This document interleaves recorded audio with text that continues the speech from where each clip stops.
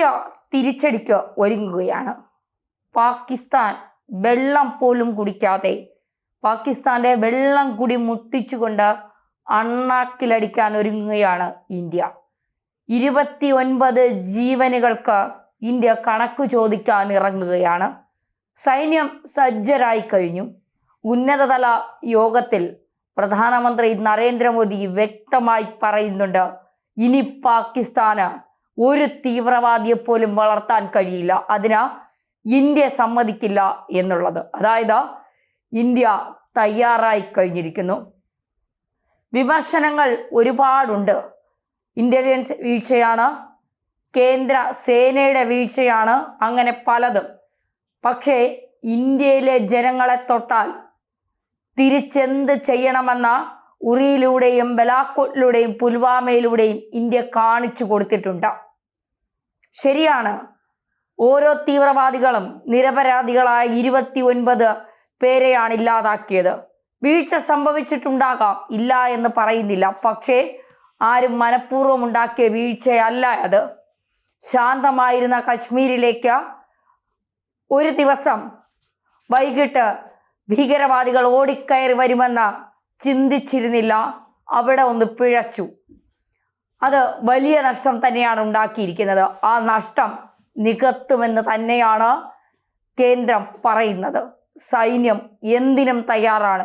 ജീവൻ വെടിഞ്ഞാണെങ്കിലും ഞങ്ങളുടെ ജീവന് ഞങ്ങൾ വില കൽപ്പിക്കുന്നില്ല. പക്ഷേ ആ തീവ്രവാദികളെ ഒന്നിനെ പോലും ഞങ്ങൾ വെറുതെ വിടില്ല എന്ന് തന്നെയാണ് സൈന്യം കൃത്യമായി പറയുന്നത്.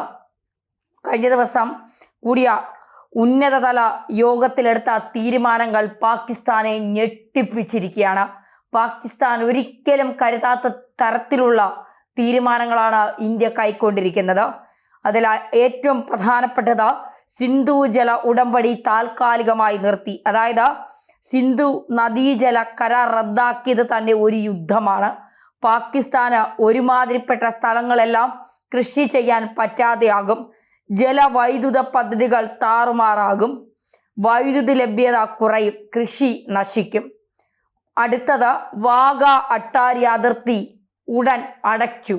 ഇനി അതിർത്തിയിൽ നിന്നുള്ള ഒരു തരത്തിലുമുള്ള നിലപാടുകൾ വേണ്ട എന്നുള്ള തീരുമാനം തന്നെയാണ് എടുത്തിരിക്കുന്നത്. അതിർത്തി അടച്ചിരിക്കുന്നു.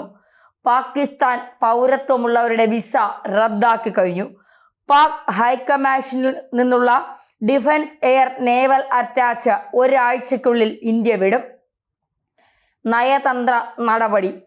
പൽഗാം ഭീകരാക്രമണം നയതന്ത്ര സൈനിക കൗണ്ടർ തയ്യാറായി. അതായത് ഇന്ത്യ പാക് പ്രതിനിധിയെ തിരിച്ചു വിളിച്ചേക്കും.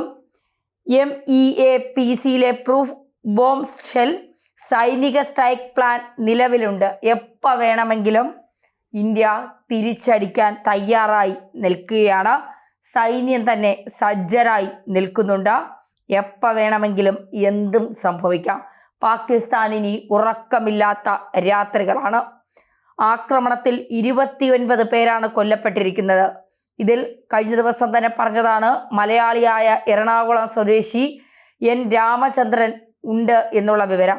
പാകിസ്ഥാൻ സൈനിക നേതൃത്വത്തിന്റെ ആസൂത്രണത്തിൽ നടന്ന കൂട്ടക്കുരുതിയാണ് ഈ ആക്രമണത്തെ ഇന്ത്യ നോക്കിക്കാണുന്നത്.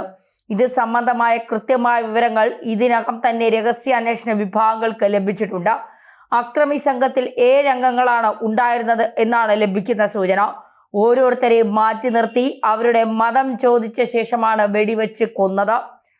അമേരിക്കൻ വൈസ് പ്രസിഡന്റ് ഇന്ത്യയിൽ ഉള്ളപ്പോൾ നടന്ന ആക്രമണത്തെ അമേരിക്കയും ഗൗരവമായാണ് കാണുന്നത്. ഇന്ത്യക്ക് ഏതു തരം തിരിച്ചടി നടത്താനും അവകാശമുണ്ടെന്ന നിലപാടിലേക്ക് ഇപ്പോൾ അമേരിക്കയും മാറിയിട്ടുണ്ട്. സൗദി സന്ദർശനത്തിലുള്ള പ്രധാനമന്ത്രി നരേന്ദ്രമോദിക്ക് അറബ് രാജ്യങ്ങളും പിന്തുണ പ്രഖ്യാപിച്ചിട്ടുണ്ട്. ആക്രമണത്തിൽ കഴിഞ്ഞ ദിവസം തന്നെ പ്രധാനമന്ത്രി എല്ലാ സന്ദർശനങ്ങളും വെട്ടിച്ചുരുക്കി ഇന്ത്യയിലേക്ക് എത്തിയിരുന്നു. സാധാരണക്കാർക്ക് നേരെ നടന്ന ആക്രമണത്തെ ഒരു കാരണവശാലും അംഗീകരിക്കാൻ കഴിയില്ല എന്ന നിലപാടിലേക്ക് America, Russia, Saudi Arabia, Israel, UAE, Iran, Britain, France തുടങ്ങിയ രാജ്യങ്ങളും മാറിയിട്ടുണ്ട്. ആക്രമണത്തിൽ നടുക്കം പ്രകടിപ്പിച്ച ലോകരാജ്യങ്ങൾ ഇന്ത്യക്ക് പിന്തുണയും പ്രഖ്യാപിച്ചിട്ടുണ്ട്. ഇന്ത്യ വലിയ രൂപത്തിലുള്ള തിരിച്ചടിക്കാണ് ഒരുങ്ങുന്നത്. അതിർത്തി കടന്ന ഏത് നിമിഷവും ഇന്ത്യൻ സൈനിക നടപടി ഉണ്ടാകുമെന്നാണ് ദേശീയ മാധ്യമങ്ങൾ വരെ പറയുന്നത്. നോർത്തേൺ കമാൻഡും എന്തിനും തയ്യാറായാണ് നിൽക്കുന്നത്. കരസേനയ്ക്ക് പുറമെ നാവിക വ്യോമസേനകളും നിർദ്ദേശത്തിനായി കാത്തിരിക്കുന്ന സാഹചര്യമാണ്. പ്രതിരോധ മന്ത്രി രാജ്നാഥ് സിംഗ്, ആഭ്യന്തരമന്ത്രി അമിത്ഷാ തുടങ്ങിയ ഉന്നത പട തന്നെ ജമ്മു കശ്മീരിൽ കുതിച്ചെത്തിയിട്ടുണ്ട്.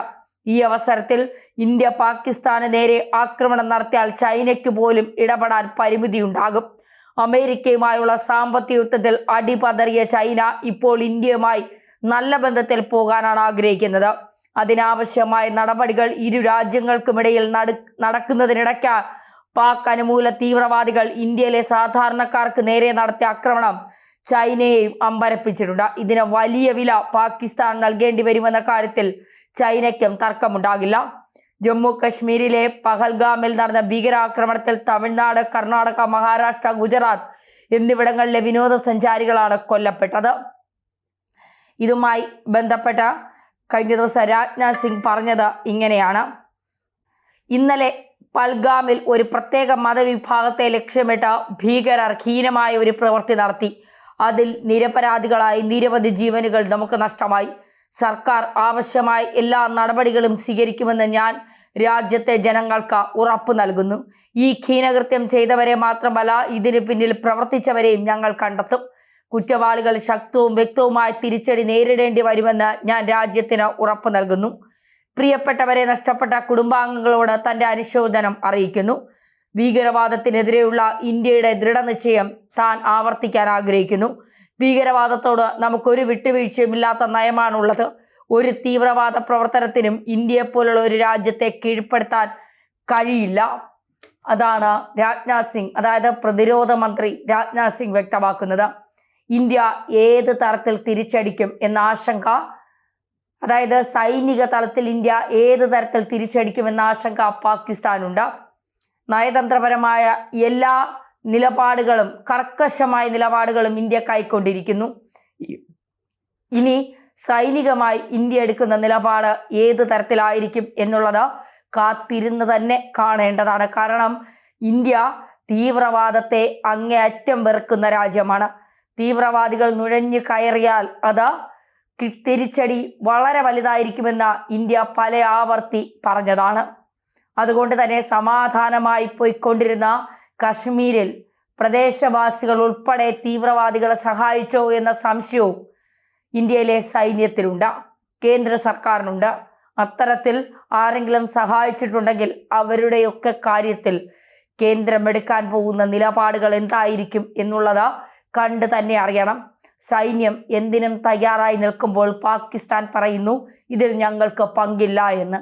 പാകിസ്ഥാൻ പറയുന്നത് വെറുതെയാണ് എന്നുള്ളത് എല്ലാവർക്കും കൃത്യമായി അറിയാം. പാകിസ്ഥാൻ ഇനി ഉണ്ടാകുമോ? കാത്തിരുന്ന് തന്നെ കാണണം.